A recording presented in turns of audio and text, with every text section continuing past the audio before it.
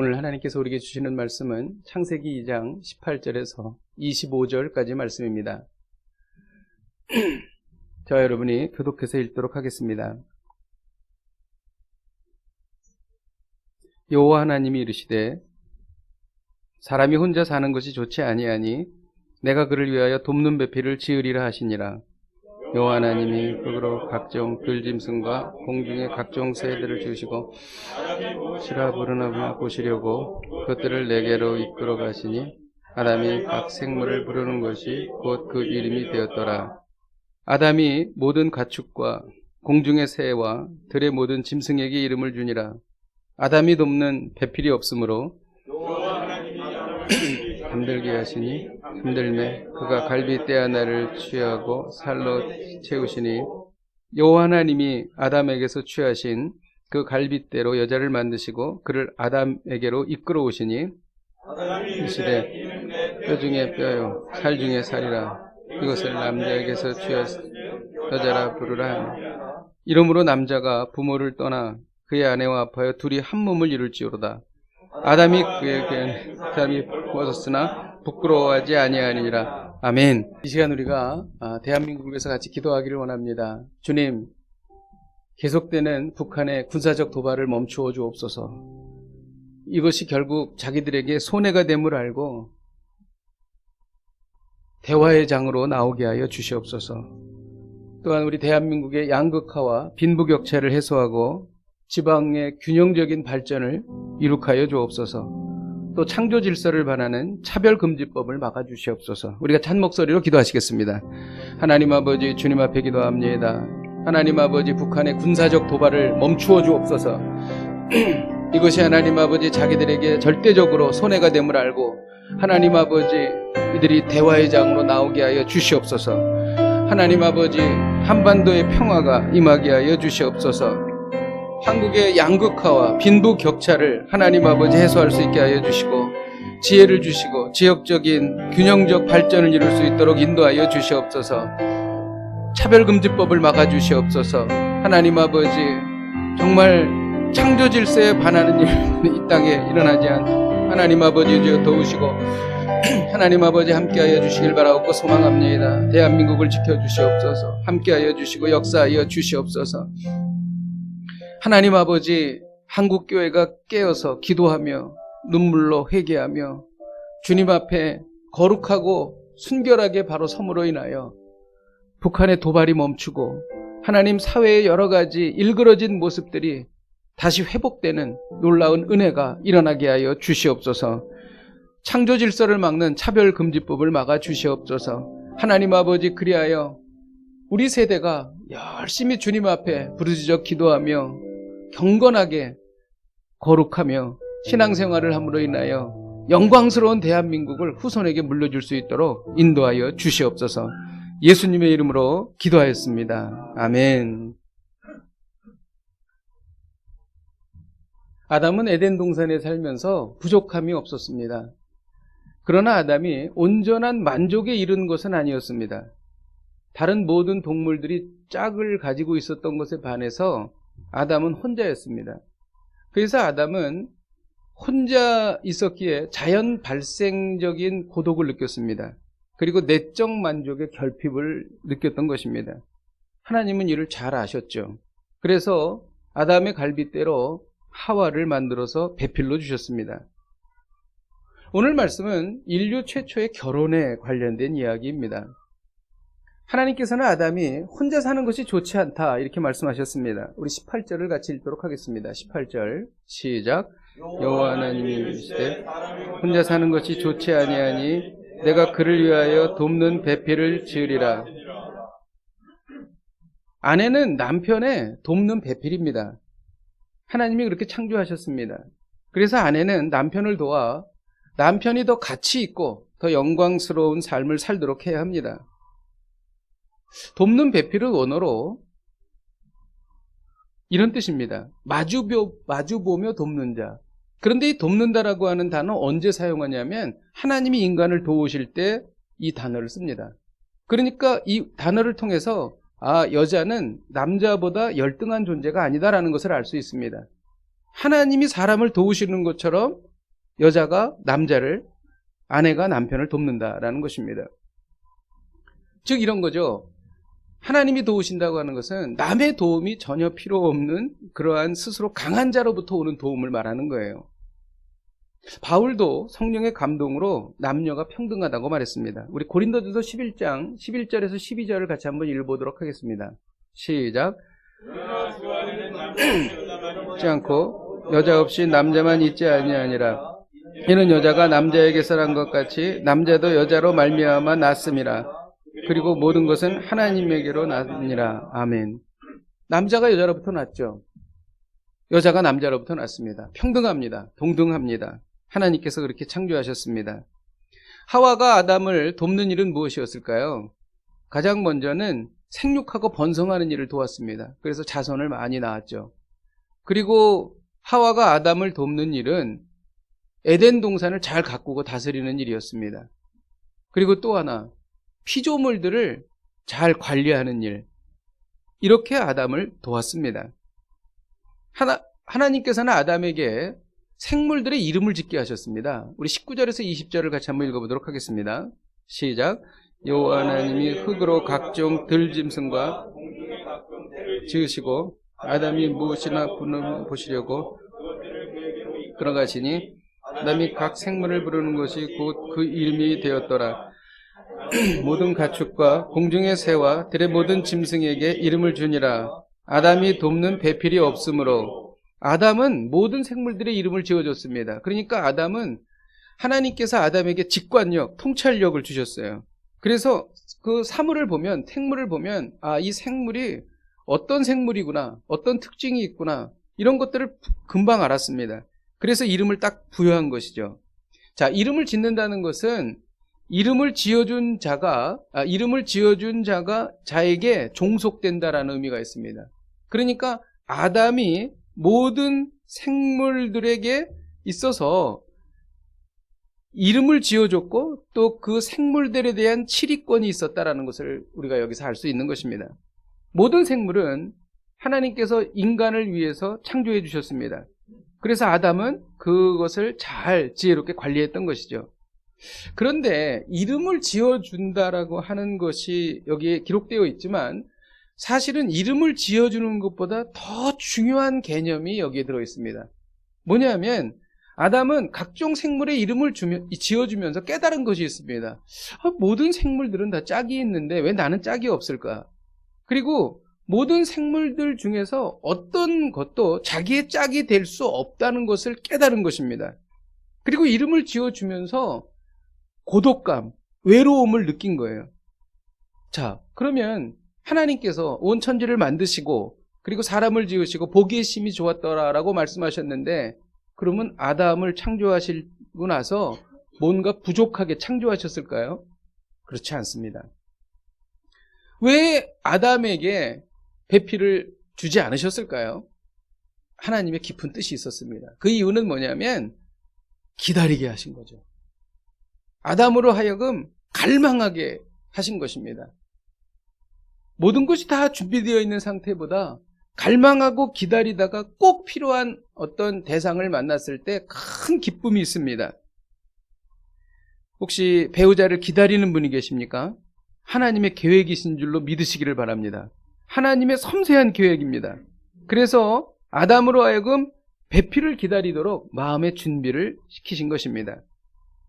아담은 미완성이었지만 하와를 만남으로 인해서 완성되었던 것입니다. 우리는 미완성이지만 배우자와 함께 할 때 완성되는 것이죠. 이것이 창조 질서입니다. 물론 하나님께서는 바울처럼 특별한 경우에 혼자 살게도 하십니다. 그리고 어떤 경우는 혼자 사는 여인에 대해서 특별히 하나님께서 더 다른 사람보다 깊은 사랑과 애정을 갖고 우리와 함께 하십니다. 사르밧 과부가 그런 경우였죠. 그리고 예수님께서 기적을 행하실 때에 그러한 그 과부의 아픔을 들어주시고 또 죽은 과부의 아들을 살려주신 일들이 있습니다. 하나님은 아담의 갈빗대로 배필을 만들어 주셨습니다.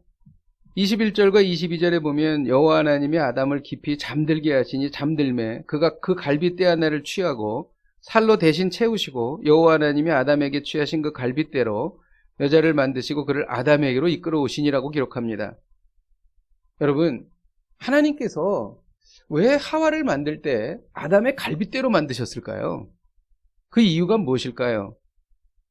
남편은 아내만을 평생 사랑하라는 것입니다. 다른 동물들은 암수 한 쌍을 동시에 창조하셨어요. 그러나 사람은 남자 아담을 먼저 만드시고 그 갈빗대를 취하여 여자 하와를 창조하셨습니다. 동물은 그 특성에 따라 한 마리가, 수컷 한 마리가 암컷 여러 마리를 거느릴 수가 있습니다. 그러나 사람은 반드시 한 남자가 한 여자를 배필로 삼아야 합니다. 갈빗대 하나를 가지고 하와를 만들었기 때문입니다. 이것이 하나님께서 세우신 창조 질서이죠. 그리고 배우자는 죽음이 그 둘을 갈라놓을 때까지 헤어져서는 안 됩니다. 이 역시 하나님께서 세우신 창조 질서입니다. 물론 정신질환이나 폭력이나 그리고 불륜으로 인하여 이혼할 수 있습니다. 그러나 원칙은 하나님께서 아담의 갈빗대로 하와를 만드셨기 때문에 죽음이 둘을 갈라놓기 전까지 같이 살라고 말씀하신 것입니다. 그리고 갈빗대로 만드신 이유는 남편이 아내를 보호해 주라는 것입니다. 하나님은 남자의 심장 가장 가까이에 있는 갈빗대로 여자를 만드셨습니다. 이는 여자가 남자의 보호를 받아야 할 존재임을 나타내는 것입니다. 자기 자신의 육체를 미워하여 스스로 자해를 가하는 사람이 없습니다. 마찬가지로 자신의 갈빗대로 만들어진 아내를 가해하거나 그러지는 않는다는 것이죠. 이제 오늘 우리가 이 말씀의 중심으로 들어가도록 하겠습니다. 우리 22절을 다시 한번 읽어보도록 하겠습니다. 22절 시작. 여호와 하나님이 아담에게 취하신 그 갈빗대로 여자를 만드시고 그를 아담에게로 이끌어 오시니, 이것은 인류 최초의 결혼식 장면입니다. 마치 하나님께서 그 신부의 손을 이끌고 입장하시는 신부의 아버지와 같지 않습니까? 하와의 손을 붙잡아서 아담에게로 이끌어 가십니다. 하나님은 막 깊은 잠에서 깨어난 그 아담에게 하와를 데리고 오신 거예요. 그리고 하나님께서 하와를 아담에게로 이렇게 이끌어 오시는 것, 이것이 바로 결혼입니다. 아담은 눈을 뜨자 자신이 그토록 갈망했던 자신의 반쪽을 보게 된 거예요. 아담이 소리치며 노래했습니다. 이거는 우리가 개정개혁으로 읽는 것보다 세번역으로 읽는 게 더 좋습니다. 그래서 창세기 2장 23절을 세번역으로 읽으면 이렇습니다. 이제야 나타났구나 이 사람. 뼈도 나의 뼈, 살도 나의 살. 남자에게서 나왔으니 여자라고 부를 것이다. 이렇게 아주 그 극찬을 한 것입니다.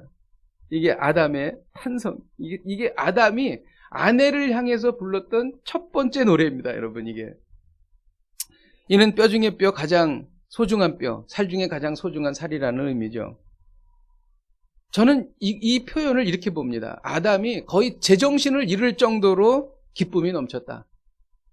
그래서 우리는 아내를 보면 그렇게 제정신을 잃을 정도로 기쁨이 넘쳐야 됩니다. 이게 하나님께서 우리를 이렇게 창조하셨습니다. 이것이 바로 하나님께서 우리에게 주신 결혼이죠. 하나님께서 하와를 이끌고 아담에게 오셨습니다. 여기에 초점이 있습니다. 잘 생각해 보세요. 자, 결혼에는요, 가정에는 반드시 하나님이 계셔야 합니다. 아담을 만드신 분도 하나님이십니다. 아담의 갈빗뼈로 하와를 만드신 분도 하나님이십니다. 하와를 만드시고 손을 붙잡고 아담에게로 이끌어 오신 분도 하나님이십니다. 하나님이 안 계신 결혼식은 상상할 수가 없어요. 하나님이 안 계신 가정은 상상할 수가 없는 것입니다. 그런데 세상 사람들은 자기들끼리만 좋아서 결혼하고 살아갑니다. 하나님을 배제하는 것이죠.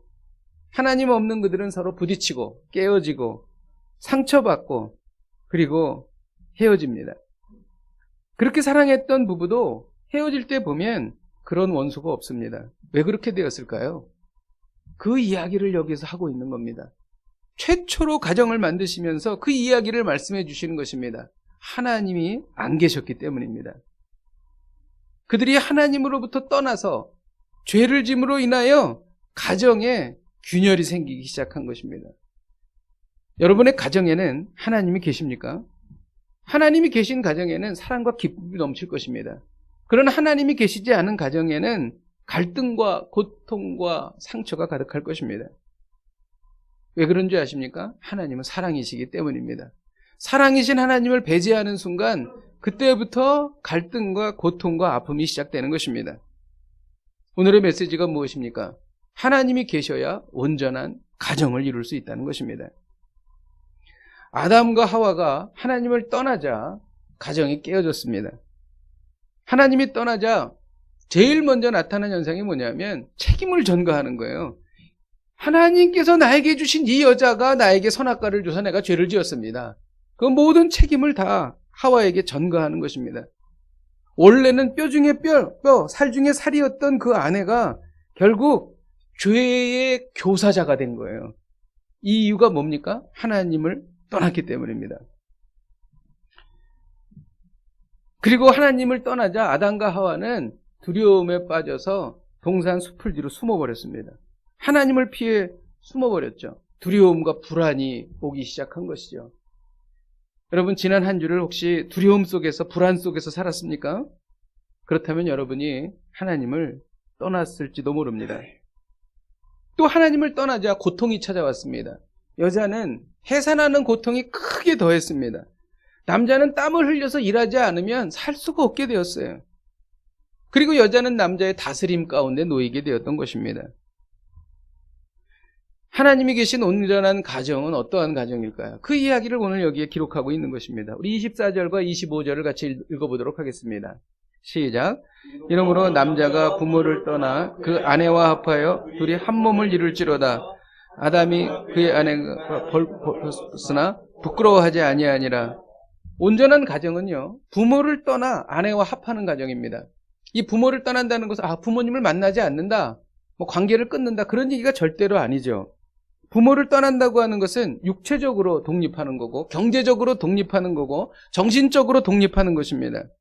어려운 일이 있을 때에 물론 부모의 조언을 구할 수 있어요. 그러나 부부 사이에 상의해서 결정해야 합니다.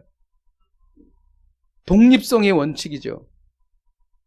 그리고 하나님께서 의도하신 가정은 연합성의 원칙을 갖습니다. 부모를 떠나 아내와 합하여 둘이 한 몸을 이루는 것입니다. 여기서 합한다라고 하는 원어가 아주 기가 막힙니다. 이 원어가 뭐냐면 어떤 뜻이냐면, 여러분 악교 아시죠? 악교 풀로 두 물체를 붙인다는 거예요. 악교 풀로 두 물체를 붙이면은요, 시간이 지나면 어떤 틈도 없어요. 그리고 그것을 뗄 수가 없습니다. 만일 그 두 물체를 띄면은 상처가 어느 한쪽이 깨질 수밖에 없는 거예요. 띄기도 어렵고 띄어진다 하더라도 상처가 생긴다는 것이죠. 이게 바로 연합성의 원리인 것입니다. 그래서 부부 사이에는 틈이 없어야 돼요. 그래서 문화적 차이를 극복해야 합니다. 그리고 서로 잘 연합하기 위해서 상대방의 잘못과 그리고 상처를 만져줘야 돼요.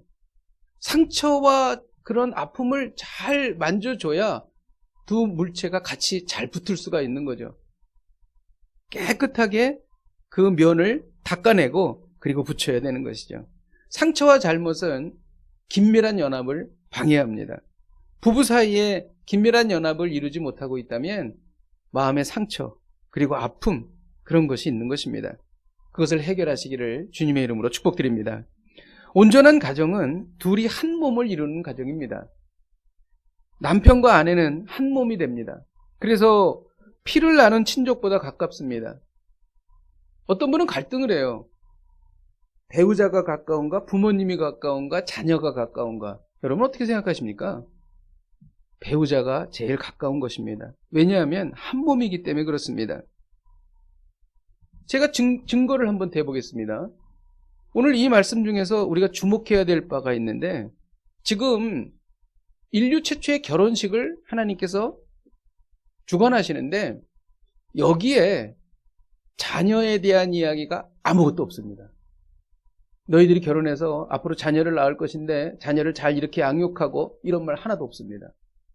무엇을 의미할까요? 부부 사이에는요, 자식이 있을 수도 있고 없을 수도 있습니다. 자식보다 부부가 너무나 중요하다는 거죠. 그래서 자식 때문에 이혼하는 것은 옳지 않습니다. 부모님 때문에 이혼하는 것도 옳지 않습니다. 성경은 결혼한 부부에게 부모를 떠나라고 노골적으로 권고합니다. 정신적으로 독립하고 경제적으로 독립하고 모든 면에 있어서 독립하라. 물론 부모를 공경해야죠. 그러나 부부가 가장 가까운 서로의 존재라는 것입니다. 그리고 온전한 가정은 모든 것이 투명한 가정입니다. 여러분, 부끄러움과 수치는 원래 없었어요. 그런데 죄를 지음으로 우리에게 들어왔습니다. 사람을 우울하게 하는 실망감이나 수치심은 타락 이후에 생긴 것이죠. 예수 그리스도를 믿는 자는 의롭다고 여겨집니다. 하나님 앞에서 죄가 사라지는 것이죠. 죄가 사라지면 수치심도 사라지는 것입니다. 부끄러움을 당하지 않습니다. 그러므로 참된 부부는, 정상적인 부부는 부부 사이에 숨기는 것이 없어야 합니다. 여러분들은 숨기는 것이 있으십니까? 없으십니까? 참된 부부는 거짓이 없습니다. 이와 같이 부부 사이가 투명할 때 하나님이 계시는 온전한 가정이 된다는 것입니다. 그리고 마지막으로 온전한 가정은 서로를 꽃 피워줍니다. 부부는 서로를 꽃 피워주는 영혼의 절친입니다. 절친. 가장 친한 친구입니다. 그래서 잠언 27장 17절에는 이렇게 말해요. 철이 철을 날카롭게 하는 것 같이 사람이 그의 친구의 얼굴을 빛나게 하느니라. 이것이 그냥 우정에 대한 이야기만 될까요? 아니요. 그거보다도 더 부부에 관련된 이야기입니다. 철이 철을 날카롭게 하는 것 같이 사람이 그의 배우자의 얼굴을 빛나게 하는 것입니다. 그러므로 배우자를 무시하지 마시고 특히 사람들 앞에서 무시하면 안 됩니다. 존경해줘야 되고 높여줘야 합니다. 부부는 서로를 하나님 앞에 빛이 나도록 해주는 소중한 관계인 것입니다. 그러면 부부 사이에 어떻게 하나님이 계속 계시게 할까? 여러분 어떻게 생각하십니까? 우리가 하나님의 말씀대로 살아갈 때에 하나님께서 우리 가정에 임재하십니다. 아무리 부부 사이가 좋아도 하나님의 말씀대로 살지 않으면 그 부부 안에 하나님이 임재하지 않으십니다. 그리고 또 하나는 재물을 너무 사랑하지 않는 것입니다. 왜냐하면 돈과 하나님은 겸하여 섬길 수가 없거든요. 그렇기 때문에 하나님만을 최우선을 두고 사랑해야 합니다. 그럴 때 우리의 가정에 우리 하나님께서 임재하십니다. 그러면 우리는 온전한 가정을 이루는 것이지요. 말씀을 준비하면서 깨달은 것이 있습니다. 22절에는 하나님이 하와를 아담에게로 이끌어 오셨다라고 기록합니다.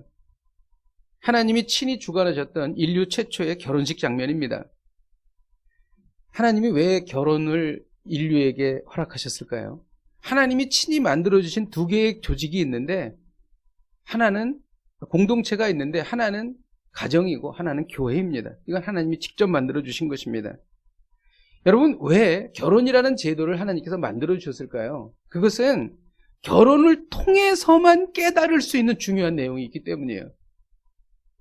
바울은 남편과 아내의 관계를 그리스도와 교회의 관계라고 말했습니다. 에베소서 5장 23절에 보면 이는 남편이 아내의 머리됨이 그리스도께서 교회의 머리됨과 같음이니 그가 바로 몸의 구주시니라 이렇게 기록합니다. 그리스도와 교회의 관계는 어떤 관계일까요? 교회를 위하여 그리스도가 죽는 관계입니다. 그렇기 때문에 남편은요, 아내를 위해서 죽을 수 있어야 합니다. 우리 남편 되시는 분들 결심하시기를 바랍니다. 마음을 좀 이렇게 잡수시고 내가 아내를 위해서 기회가 되면 죽으리라. 좀 말이 이상한데 어쨌든 죽어야 되면 내가 죽겠다. 이게 성경적인 것입니다. 그리고 아내는 남편에게 순종해야 합니다. 왜냐하면 교회가 그리스도에게 순종하기 때문인 것이죠. 하나님께서 왜 이런 사랑의 관계를 성도에게 요구하실까요? 사랑하면요, 상대방이 만족할 때 내가 기쁨을 누립니다. 그렇죠? 남편은 아내가 만족할 때 기쁨을 누리는 거예요. 아내는 남편이 만족할 때 기쁨을 누리는 겁니다. 하나님은요, 우리가 만족할 때 기쁨을 누리세요. 우리 역시 하나님이 만족하실 때 기쁨을 누리는 것입니다. 이 관계를 통해서 하나님과의 관계를 깨달으라는 거예요. 더 놀라운 게 있습니다. 에베소서 1장 23절에 보면 교회는 그의 몸이니 만물 안에서 만물을 충만하게 하시는 이의 충만함이니라. 우리가 이 성경 구절을 보았을 것입니다. 여러분, 이 뜻이 뭔 줄 아십니까? 하나님은 충만하신 분이시잖아요. 그런데 교회가 하나님을 충만케 하신다. 이거 굉장히 불경스러운 말 같죠? 어떻게 보면 그렇게 들리기도 하죠. 그런데 그렇지 않습니다.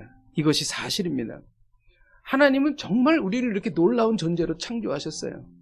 하나님은 스스로 충만하실 수 있어요. 그러나 우리를 통해서 충만케 되신다는 거예요. 다시 한번 보겠습니다. 교회는 그의 몸이니 만물 안에서 만물을 충만케 하시는 이에, 충만케 하시는 이는 누구예요? 하나님이시잖아요. 하나님의 충만함이시니라. 누가? 교회가. 교회는 뭐예요? 성도예요. 성도가 하나님을 충만케 하신다는 거예요. 이 영광스러운 존재로 우리를 창조하신 것입니다. 여러분, 우리가 기쁨과 만족으로 충만해야 하나님께서 기쁨과 만족으로 충만해지신다는 것이에요. 이제 우리는 아주 조금 하나님께서 왜 그분의 외아들을 보내셔서 죽이시기까지 우리를 사랑했는지를 아주 조금 이해할 수 있는 것 같습니다. 여러분, 이것을 어떻게 이해하느냐? 부부관계를 통해서 이해한다는 거예요. 부부관계를 통과해서 결혼과 가정을 통해서 이 하나님과 우리의 관계를 깨닫게 하기 위해서 우리에게 가정을 허락하신 것입니다. 부부관계 안에서 하나님의 관계라는 깊은 내용이 들어있는 것입니다. 여러분, 남편이 무너지면 아내도 무너집니다. 남편이 풍성해지면 아내도 풍성해지는 거예요. 여러분, 남편이 잘못했다고 남편에게 계속 비난하고 남편을 힘들게 하면 나 자신에게 비난하고 나 자신에게 상처를 주고 내가 피를 흘리는 겁니다, 여러분. 근데 이게 하나님과의 관계도 마찬가지라는 거예요. 여러분, 우리가 무너지면 하나님이 무너지시는 거예요. 하나님의 마음이 무너지시는 거예요. 우리가 풍성해지면 하나님이 풍성해지시는 것입니다. 이거를 사람들이 이해를 하지 못하는 거예요. 그래서 가정을 주신 것입니다. 부부관계의 깊은 곳에 하나님의 관계라는, 하나님과의 관계라는 비밀이 숨겨져 있는 것입니다. 여러분, 이것이 하나님이 하와를 아담에게로 이끌어 오셨다라는 말씀의 또 다른 뜻인 것입니다. 오늘 하나님은 말씀하십니다. 하나님이 계셔야 온전한 가정을 이룬다. 하나님이 계셔야 온전한 가정을 이룬다. 부부 사이에 항상 하나님과 함께 하십시오. 저는 여러분들에게 가정 예배를 권면합니다. 가정 예배는 우리 가정에 하나님께서 임재하시는 정말 좋은 방법입니다. 가정 안에 항상 하나님과 함께 하십시오. 놀라운 세계가 열릴 것입니다. 그 세계는 바로 하나님과의 관계라는 깊은 내용을 우리의 전인격적으로 깨닫는 것입니다. 이 놀라운 복이 저와 여러분에게 임하기를 주님의 이름으로 축복드립니다. 우리 함께 찬양하고 기도하겠습니다. 사철의 봄바람 불어있고 우리 같이 찬양하십시다.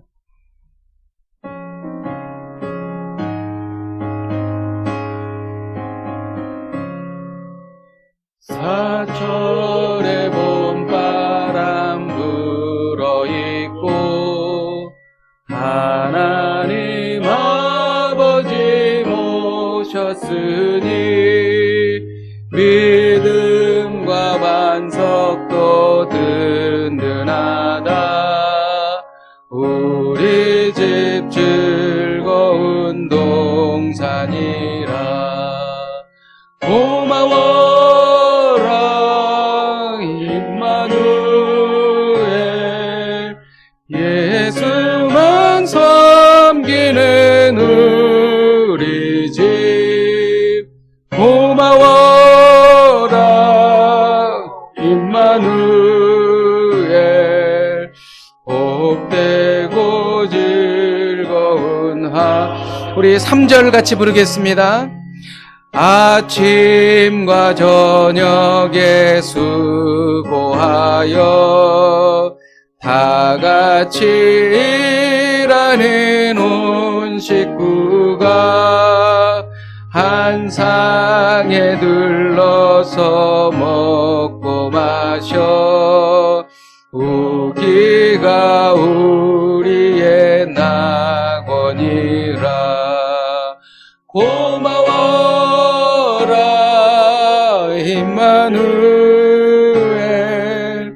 예수만 섬기는 우리 집. 고마워라 임마누엘, 복되고 즐거운 하루하루. 이 시간 우리가 기도하며 나아갈 때에 주님 압니다. 가정이 중요한 거 압니다. 그런데 그렇게 할 수가 없습니다. 우리가 너무 죄가 많고 우리가 성품이 너무나 악하고 참지 못하고 하나님 아버지 품어주지 못해서 그렇게 하질 못했습니다. 주님께서 만들어주신 이 가정 하나님 다시 세우기를 원합니다. 하나님 아버지 주께서 붙들어 주시고 우리가 하나님을 떠났는데 이제 하나님께 돌아갑니다. 우리 가정에 임재하여 주셔서 이제 이 가정을 회복시켜 주옵소서. 이를 통하여 하나님이 계신 온전한 가정을 이루게 하여 주옵소서. 우리가 찬 목소리로 통성으로 기도하시겠습니다. 하나님 아버지, 주님 앞에 기도합니다. 하나님 아버지, 알지만 하나님 아버지 이것을 우리가 이루질 못했고 하나님 너무나 답답했고 하나님 아버지 상처를 줬고 하나님 아버지 고통을 주었습니다. 하나님 아버지 주님 앞에 기도합니다. 하나님 아버지 이제 하나님 아버지 가정을 회복하기를 원합니다. 하나님 아버지 하나님께서 계시는 가정, 하나님께서 임재하시는 가정을 이룰 수 있도록 하나님 은혜를 베풀어 주시옵소서. 하나님 아버지 동행하소서, 함께하소서, 다스리소서. 하나님 아버지 하나님께서 계신 온전한 가정을 이루게 하여 주시옵소서. 하나님 우리의 깨어진 가정, 하나님 아버지 남에게 말할 수 없소서. 하나님 아버지 주여 아버지는 혼자 눈물 흘렸던 이 아픔과 하나님 아버지 가정의 고통을 하나님 주께서 하십니다. 주님 치유하여 주옵소서. 회복하여 주시옵소서. 하나님께서 만들어주신 가정이 하나님 아버지 이루어지게 하여 주시옵소서. 함께 하여 주시옵소서. 우리가 이어서 기도할 때에 부부관계는 영원한 나라에서 누릴 하나님과의 관계였습니다. 남편이 망가지면 아내가 망가지듯이 우리가 아프면 하나님도 아프십니다. 남편과 아내가 악교풀로 붙인 관계이듯이 우리와 하나님의 관계도 악교풀로 붙인 관계입니다. 부부 안에서 하나님과의 관계라는 비밀을 깨닫게 하여 주시옵소서. 또 결혼에 대한 소망을 갖게 하여 주시옵소서. 우리 함께 통성으로 기도하시겠습니다. 하나님 아버지 주님 앞에 기도합니다. 하나님 아버지 부부관계는 영원한 나라에서 누릴 하나님과의 관계였습니다. 남편이 망가지면 아내가 망가지듯이 우리가 아프면 하나님도 아프십니다. 하나님 아버지 남편과 아내가 악교풀로 붙인 관계이듯이 우리와 하나님의 관계도 악교풀로 붙인 관계입니다. 뗄래야 뗄 수 없는 관계입니다. 부부관계 안에서 하나님과의 관계라는 비밀을 깨닫기를 원합니다. 하나님 아버지 주여 도우시고 하나님 아버지 인도하여 주시옵소서. 하나님 아버지 주님 앞에 기도하며 나아가오니 성령님 역사하여 주시옵소서. 하나님 아버지 주여 도우시고 하나님 아버지 인도하여 주시옵소서. 회복하여 주시옵소서. 하나님, 우리는 부부 사이에 너무 많은 상처를 주었습니다. 하나님, 지금 이 시간 예수 그리스도의 보혈로 덮어주셔서 이 상처를 치유하여 주시고 회복시켜 주시옵소서. 하나님, 우리 가정의 주인은 하나님이심을 선포합니다. 하나님, 우리가 부부관계를 통하여 깊은 하나님과의 관계를 깨닫게 하여 주시옵소서. 우리의 가정에 하나님께서 임재하여 주셔서 하나님 아버지 참으로 주님께서 창조하신 온전한 공동체가 가정이 이루어지게 하여 주시옵소서. 예수님의 이름으로 기도하였습니다. 아멘.